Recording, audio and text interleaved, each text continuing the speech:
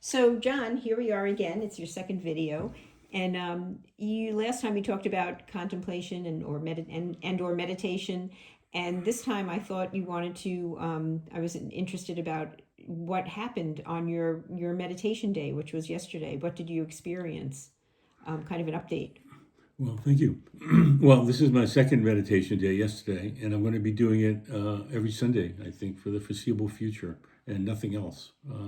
It doesn't take the whole entire day, but it's very important to do some of it in silence. So yesterday, as I was telling Maria, explaining to her that contemplation is almost impossible to describe. There isn't a single term for it, and there isn't a single way to describe it. What it is really a deeper journey into yourself and my lifelong search for identity. Who am I really? What do I want to do with my life? What do I want to be? What am I doing wrong? What am I doing right? And just to face the truth about myself, which is been a long process and not always a happy one, but a very valuable one. So, and it has really calmed me down, these contemplation stuff, and made me feel at ease and eliminated stress and just made me comfortable with who I am. And you can't really be comfortable with who you are if you don't know who you are. Can you be more specific about your day yesterday? What you did and what you felt, whether it was something or nothing or Well, it's hard to do that because you can't really describe it in the way that people would expect. It's a very personal experience, and for me, it was being silent, alone in a room, in a quiet space, that's a comfortable space, and with few distractions or none, and just letting yourself deepen, your mind deepen, and go to a place where it may want to go.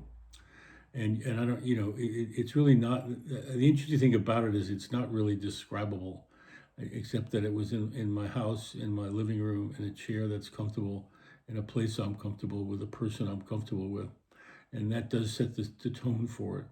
so And how did you feel different afterwards, or didn't you? I felt very calm. I felt like I discovered a few new things about myself. I thought a little bit about the future. I thought about separating myself more and more from the chaos going on outside of me, and I did. So by the end of the morning, I felt very good. I felt very good in a quiet, a strong, and meaningful way.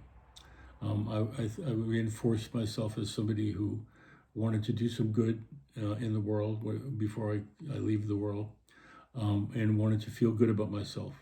And I think that I achieved that to some degree. But I can't really describe it because I don't even know exactly what else it might do. I think you have to figure that out over time. I think that's true. I think one of the things about meditation is it's not something that can be measured. It's not, Right, you can't put a notch in the door and say, well, I went from this place to that place. right, It's more cumulative and right. And I think it's false when one does that. When you think, okay, I've got it now, you don't ever have it now. You have a part of it, you have a feeling about it. The net effect is very strong. I felt very good. I felt very strong. I felt very solid. I'm also bracing myself for all the stuff going on in the country, which is of course painful, and which as the son of immigrants, I feel intensely what's happening. So I want to be able to move through that and live a life, and also to be happy.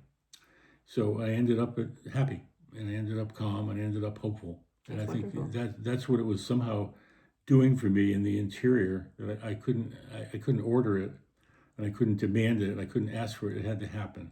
I guess that's the big thing about compensation, because when it happens like that, it has a reality and a power that simple chatter or seeing a shrink or even talking doesn't do. It's, your inner self is finding a place to be that is peaceful and happy and contented, and so that's where I'm getting. Well, And I think you've just said it.